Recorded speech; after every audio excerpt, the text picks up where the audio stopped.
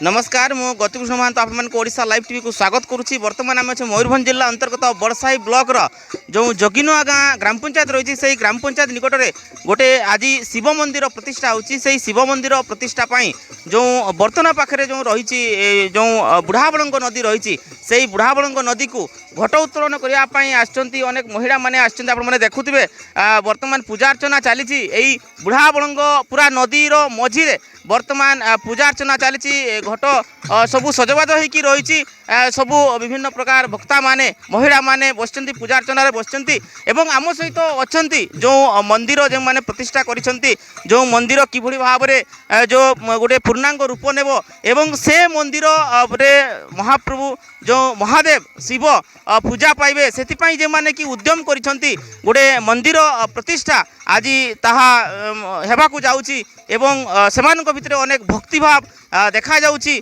आमे तेबे आमे अछु बर्तमान बुढ़ाबड़ंग नदीर अववाहिकार अछु तेबे आम सहित अच्छी से जगिनुआ गाँ जो लोक मैंने अच्छा से मंदिर को जो मैंने उद्यम करी आरंभ करिसेंती सेमानक निकट रे अछु आसंतु सीधा सड़क तांको निकट प्रतिक्रिया नवा आपनकर प्रथम टिके नाम परिचय जानिया पई चाहिए। मो नाम श्री हरिमोहन महंत साकिम जगिनुआ गाँ। कौन कहे किभली भाव में गोटे मन को आसला गाँव में शिव मंदिर प्रतिष्ठा करने से विषय जाना चाहिए। आम बहुत दिन अपेक्षा करथिले जे आम ए जगिनुआ ग्राम में गोटे शिव मंदिर प्रतिष्ठा करवा अवश्य आम गाँ वालांकर सहयोग समस्त भाई मानकर सहयोग बल आज जा हो यही मंदिर पूर्णांग होगा जाऊँगी। यही मंदिरटी आज तांकर प्राण प्रतिष्ठा दिवस मंदिर नाम है बाबा बीरेश्वर महादेव जा हो तांकर इच्छा से तांकर इच्छा आज पूर्ण होगा जाऊँगी। तेज आज जो माने आसचंती जो महिला माने आसचंती जो घट उत्तोलन करुछंती बुढ़ाबड़ंग नदी रे जो घट उत्तोलन करा जाउची केतोटी कलश रहिची केतोटी कलश को नहीं घट निया जाउची से विषय कौन सूचना आम जगिनुआ ग्राम पंचायत तथा मयूरभंजर प्राय आखापाखि बारिपदा ठू लोक आसी 147टा घट उत्तोलन होउची। प्राय समस्ते जगदान ग्रामवासी मानकर जगदान तांकरी मध्य आम प्रति दया सहानुभूति एवं तांको सहित जोगाजोग से माने आसी आम संगे जोगाजोग करी घट उत्तोलन पाई आमर ए बुढ़ाबड़ंग नदी रे आज यह घट उत्तोलन होगा जाऊँगी। निश्चित भाव में शुणुले कि भाव में प्रतिक्रिया दौले जो कि भाव में घट उत्तोलन चली एवं कि भाव में मंदिर जो कार्य आरंभ होता तेज आम सहित आउ कि अच्छा से गाँव लोक अच्छा निकट प्रतिक्रिया नेबा कौन कहे किभली भाव में आज जो घट उत्तोलन होची किभली भाव में पूजा अर्चना हम एवं कौन कौन सब स्वतंत्र कार्यक्रम रही आजिका दिन में से विषय जाना चाहिए। हेलो मु लक्ष्मीकांत महंत जगिनुआ ग्राम ग्रामवासी बहुत दिन अपेक्षा करी जाओ आम मंदिर आरंभ करी मंदिर पूर्णांग करी आज मंदिर आम प्रतिष्ठा दिवस उपलक्षे जगिनुआ जीपी सहित जगिन बड़साही ब्लॉक भी किसी महिला माने आसिकी घट उत्तोलन करी जाओ आमको बहुत उत्साहित कर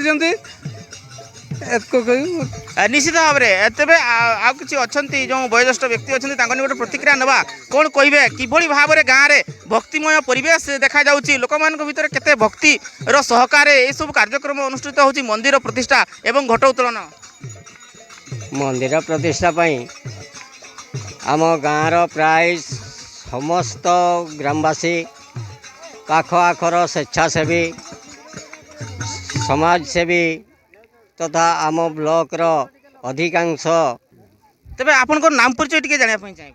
मो नाम श्री गदाधर महंत जगिनुआ गाँ। निश्चित भाव में तेरे आउ कि अच्छा से निकट प्रतिक्रिया नेबा कौन कहे। नमस्कार मु लक्ष्मण कुमार महंत जगिनुआ गाँ बासिंदा। आम जहाँ भी हो बहुत कष्ट मंदिर को आम जमती हो आमर समस्त का सहयोग बल जमती हो मंदिर को आम प्रतिष्ठा करने आज आगे आसीचु तापर जहाँ भी हो एवं मत गोटे खुशी लगुचु आम गाँव गोटे परिवेश आज गोटे लगुचु जे जमती हो जे परिवेश गोटे इटा देवालय भाया लगुचु से भाया परिवेश गोटे लगुच सेटा ही मोर खुशी से कह चाहूँ। नाम मो नाम हूँ विश्वजित महंत ଯେ ଯୋଗିନୂଆ ଗାଁ ବାବା ବୀରେଶ୍ୱର କମିଟିର ମେମ୍ବର। ଆପଣମାନଙ୍କ ଭିତରେ କେତେ ଭକ୍ତି ଭାବ ଆସୁଛି ଏଇ ଯେଉଁ ଗୋଟେ ମନ୍ଦିର ହେଉଛି ଗାଁରେ ହେଉଛି ଆପଣମାନେ ଆସିଛନ୍ତି ଭଜନ କୀର୍ତ୍ତନ କରୁଛନ୍ତି କେତେ ଭକ୍ତି ଭାବ ଆସୁଛି? ଆଜ୍ଞା ବର୍ତ୍ତମାନ ଯେଉଁ ଆକାରରେ ଚାଲିଛି ମାନେ ଭବିଷ୍ୟତରେ ସେଇଟା ଚାଲୁ ରଖିବା ପାଇଁ ଆମେ ଦୃଢ଼ ନିଷ୍ପତ୍ତିରେ ନେଇକି ରହିଛେ କେନା ଆମେ ବର୍ତ୍ତମାନ ଏଇ ଏତିକ ଭିତରେ ବି ଗାଁ ବାଲାମାନଙ୍କୁ ସମସ୍ତଙ୍କୁ ଆମେ ଏକଜୁଟ କରିକି ଚାଲିଛେ ଆହୁରି ଚାଲିବା ବୋଲି ନିହାତି ଚାଲିବା ସେଇଟା ହେଉଛି ଭଗବାନଙ୍କର ଇଚ୍ଛା ଠାକୁରଙ୍କର ବାସ୍। ନିଶ୍ଚିତ ଭାବରେ ତେବେ ଆପଣଙ୍କ ନିକଟରୁ ଆଉ ଟିକେ ବିସ୍ତୃତ ଭାବରେ ଜାଣିବା ପାଇଁ ଚାହିଁବୁ ଯେ କ'ଣ କ'ଣ ସବୁ ସ୍ୱତନ୍ତ୍ର କାର୍ଯ୍ୟକ୍ରମ ଆଜି ରହିଛି ଆଜି ଯେଉଁ ମନ୍ଦିର ପ୍ରତିଷ୍ଠା ହେଉଛି ଶିବ ମନ୍ଦିର ପ୍ରତିଷ୍ଠା ହେଉଛି କ'ଣ କ'ଣ ସବୁ ସ୍ୱତନ୍ତ୍ର କାର୍ଯ୍ୟକ୍ରମ ରହିଛି ସେ ବିଷୟରେ ଟିକେ ଜାଣିବା ପାଇଁ ଚାହିଁବୁ। ଆମର ଆଜି ଘଟ ଉତ୍ତୋଳନ ପ୍ରଥମ ଦିବସ। ଏହି ପ୍ରଥମ ଦିବସରେ ଆମ ବୁଢ଼ାବଳଙ୍ଗ ନଦୀରୁ ଘଟ ଉତ୍ତୋଳନ ପ୍ରଥମ କଥା। ଦ୍ୱିତୀୟରେ କାଲି ହେବ ମନ୍ଦିର ପ୍ରତିଷ୍ଠା। 19 ତାରିଖ ଆମ ଦେବ ପ୍ରତିଷ୍ଠା। ଯାହା ହଉ ଗ୍ରାମବାସୀମାନଙ୍କର ପ୍ରଚେଷ୍ଟା ଏତେ ଯେ ଆନନ୍ଦ ଲାଗୁଛି ଆଜିକା ଦିନଟା ସମସ୍ତ ଗ୍ରାମବାସୀଙ୍କର ଏପରିକି ଚୁଲି ଶାଳ ମଧ୍ୟ ଆଜି ବନ୍ଦ କରାଯାଇଛି। ହଁ ଏଇଭଳିଆ କରିକି ଗାଁମାନଙ୍କର ସହଯୋଗ ଆମକୁ ବହୁତ ଉତ୍ସାହିତ ଲାଗୁଛି। ତେବେ ମୋଟାମୋଟି ଭାବରେ ମନ୍ଦିର ପ୍ରତିଷ୍ଠା ପାଇଁ ଯେଉଁମାନେ ସହଯୋଗ କରିଛନ୍ତି ସେମାନଙ୍କୁ କ'ଣ କହିବା ପାଇଁ ଚାହିଁବେ? ସେମାନଙ୍କୁ ତ ଆମେ ଧନ୍ୟବାଦ ତ ଦେଇ ତାଙ୍କୁ ଆମେ କିଛି ପୂର୍ଣ୍ଣ କରିପାରିବାନି ସେଇଟା ଠାକୁର ହିଁ ତାଙ୍କୁ ଜାଣନ୍ତି। ଠାକୁର ତାଙ୍କୁ କି ଆଶୀର୍ବାଦ ଦେବେ କେମିତି କରିବେ ଭଗବାନ ତାଙ୍କୁ ଯେମିତି ଭଲରେ ରଖନ୍ତୁ ଆମକୁ ସହଯୋଗ କରନ୍ତୁ। ଆମର ଏତିକି ତାଙ୍କ ପାଖରେ ଠାକୁରଙ୍କ ପାଖରେ ଏବଂ ଯେଉଁମାନେ ସହଯୋଗ କରିଛନ୍ତି ତାଙ୍କ ପାଖରେ ଆମର ଏତିକି କାମନା।